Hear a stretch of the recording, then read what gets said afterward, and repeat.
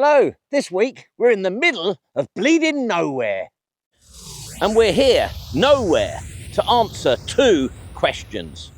And the first one of those is, why is the most sophisticated Anglian cross in England here, in the middle of bleeding nowhere? And the second question is, who on earth carved it? This level of sophistication of stonework is not meant to happen for another 700 or 800 years.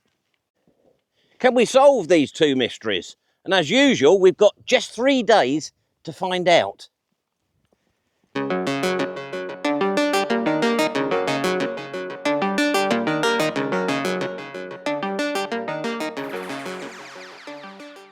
It's a little bit difficult to call this a village in reality. I think the population of Bewcastle, the whole parish of Bewcastle, the last census was under 500. According to my woefully out-of-date map, there was an inn here down by the bridge, but I found out that that closed in 2000. I do need to talk to Phillip's people if this pilot is successful and we get a commission. I need a better map budget. Oh, my map's gone. Despite that sparsity of population, this place actually has a really rich human history. They've found signs of settlement here dating back to the Neolithic and the Bronze Age. And I don't know if you could see those banks there behind me. We'll go up here and I'll tell you what happened around about 122, 124 AD.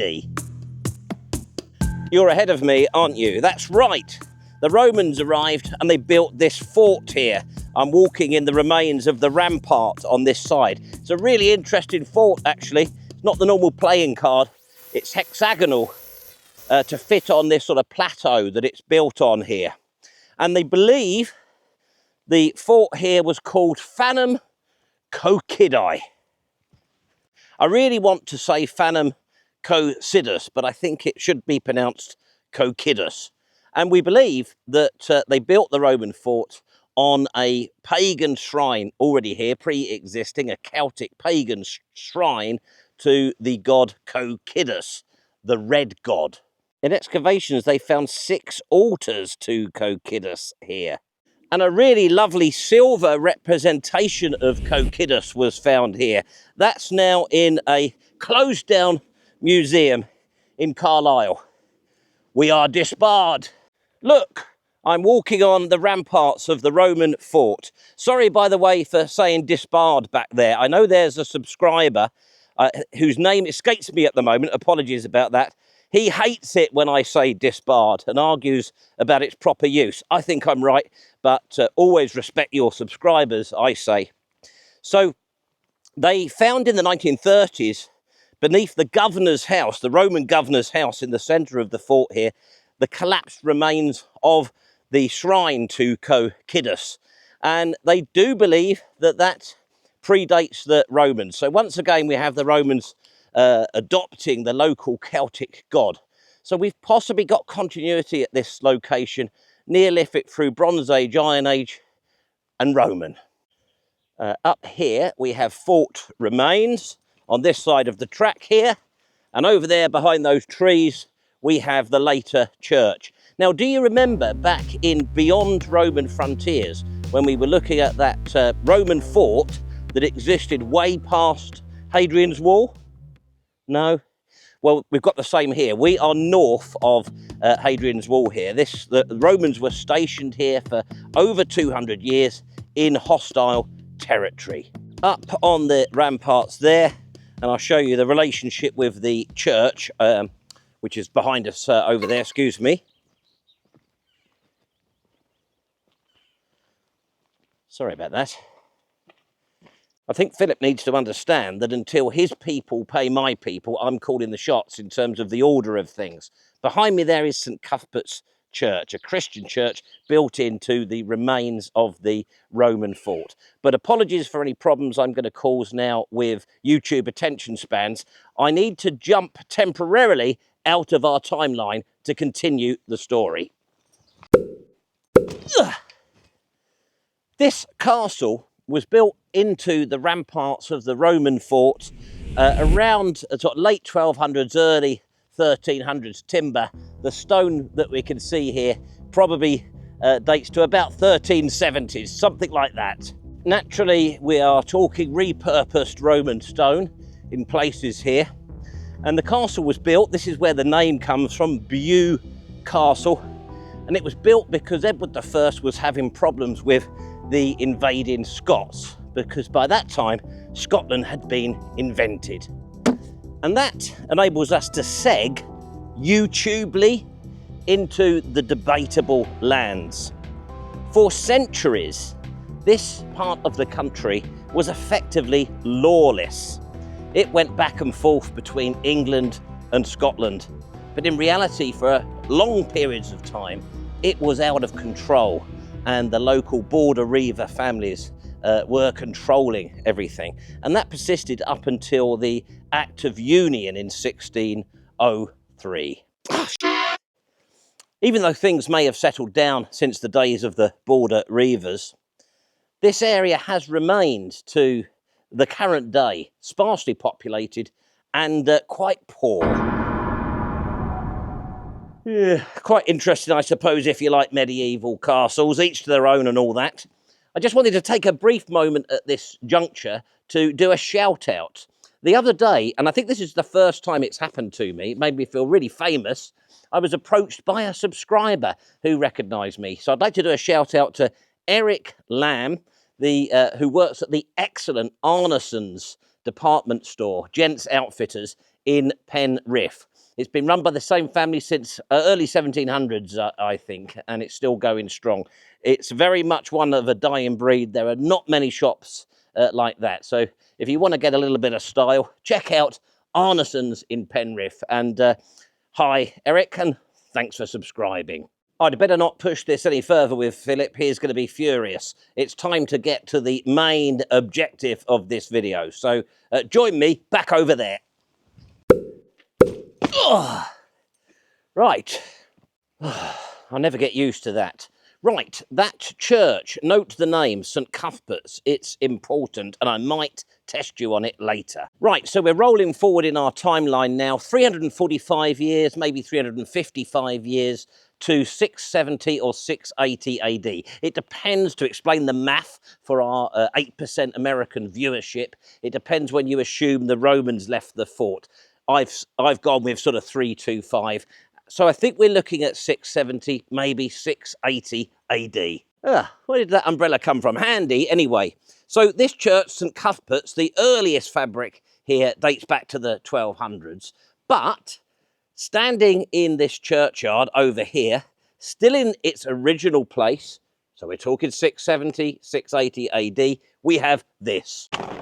Now that's what I call a jarring edit cut. It wasn't meant to be this. I run into the museum because the heavens have opened. But fortunately we have some overlay footage from earlier. It's the Bewcastle Cross.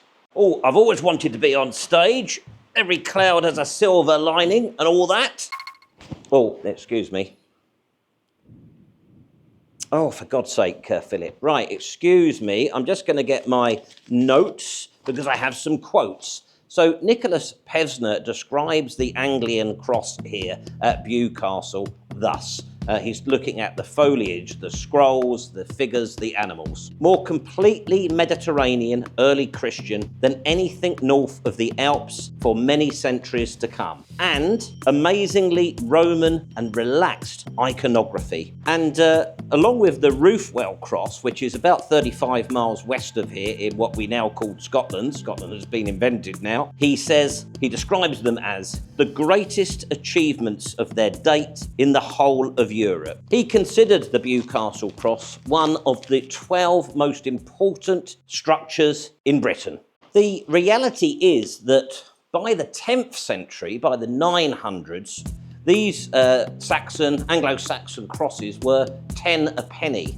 But by comparison, the carving is inferior, it's barbaric, it's shoddy, it's English. Predating those shoddy English crosses, IKEA crosses, by over 200 years, the Bewcastle Cross, along with the Roofwell Cross, we might visit that if this series gets commissioned, is the most skillfully carved, beautiful cross anywhere in Northern Europe. And I'm sorry about the accompaniment of thunder, and the other loud bangs are from the nearby army firing range. They seem to be busy there today. It's almost as if they know something's about to happen.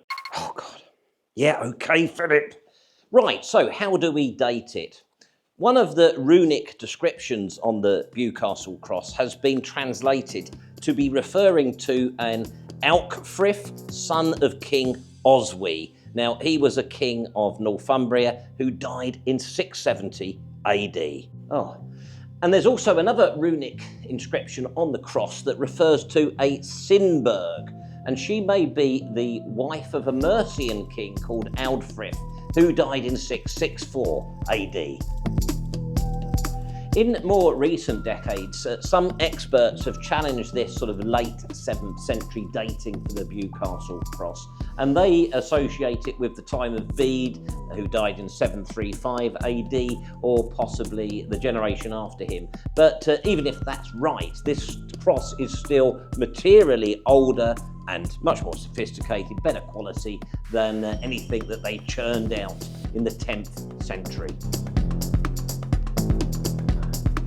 Stylistically, the Bewcastle Cross is similar to the throne of Maximian at Ravenna, and that dates to the 4th or the 5th century. The style of these carvings goes back to the Egyptian and Syrian tradition, and yet here it is in the wildest, most remote corner of England, in the middle of bleeding nowhere. Right, where have you gone now? You can see from the overlay footage, which fortunately I got before the heavens opened, that the Bewcastle Cross has lost its cross, but nonetheless it still stands to an impressive 4.4 metres tall. And it also includes the earliest Saxon sundial in Britain. All mod cons then with that sundial. I'll just move that out of the way. I'm going to use this to make sure I get the order right. So the figures that you can see on the Bewcastle Cross are biblical characters. At the top is John the Baptist holding an oil lamp and a lamb. Below him is Jesus Christ himself standing on two beasts. And at the base is St. John the Evangelist with an eagle. Just see if it's stopped raining. No. So what we appear to have here is the establishment of a Christian church, or even possibly a Christian religious community, in the remains of a Roman fort. And that is not at all uncommon in this area. There are at least 3 other examples close by. And then in the late 7th or early 8th century, they turned up here and erected this magnificent, sophisticated cross in the middle of bleeding nowhere. Why? Right, it might have cleared up enough for me to record this bit outside. I'm going to tell you what myself and Mr. Schofield think is the story behind this surprising appearance of this amazing cross in the middle of bleeding nowhere. The cross here at Bewcastle is a long way from the sort of heartlands of this powerful Northumbrian Anglo Saxon kingdom. However, they definitely did conquer this area. So myself and Philip think that it was planted here to mark their overlordship over the Celtic Britons who were living here. Right, where are you now? Hang on. Right, Mr. Schofield's asked me to point out that that conclusion was more his than mine, apparently. Now, there's something quite interesting up here that I want to show you. There is a surname that still persists to this day in this area that I think has got something quite interesting to tell us. I must apologise to any locals if I pronounce this incorrectly, but there's an example over here on the War Memorial. I got a shot of that earlier when the weather wasn't quite so lousy. I think it's pronounced as Wuff. Now, the idea is that that derives from the Anglo-Saxon word Welsh, which, as we know, is what the Anglo-Saxons called the native Britons.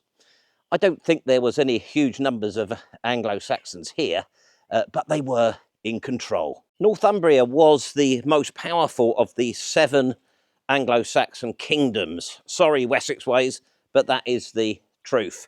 And we can see their power here in this early Christian symbol, marking their overlordship of Celtic lands. Do you remember the other thing I asked you to remember? I won't even bother waiting for the answer.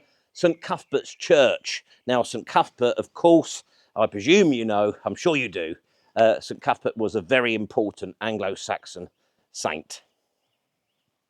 Brolly time again, I'm afraid. Now, do you remember that question I posed at the beginning of the video? What, about 15 minutes ago? No, of course you don't. It was how. How did they achieve this? There is a view that we should not have been capable of this level of workmanship at that time. Some have said we don't achieve anything equivalent to this for some 700 or 800 years after the date that this was created. So Philip and I have put our heads together and we'd like to present the following for your consideration. Number one, let's think about Bede.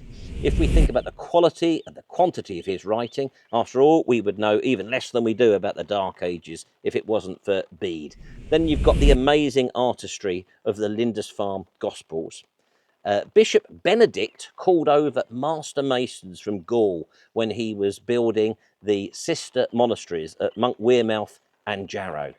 Now, it seems to me and Philip that it's quite feasible and possible that those masons could have created this for it to then be shipped out as this important overlordship marker out here in the middle of bleeding nowhere. Whoever it was that created this incredible piece of work, it naturally achieves the highest Schofield rating possible. Schofield has rated this as 12. Thank you for bearing with us once again as we battle against the English summer. Now, we are a democracy here at WC21 UK Productions Limited, so we'd like to hear from you as to if you like this new playlist, Schofield's Saxon Crosses. If you do, let us know, and we've got some other ideas for it. If you don't like it, please be frank and tell us, and we won't bother with it. Hang on a second.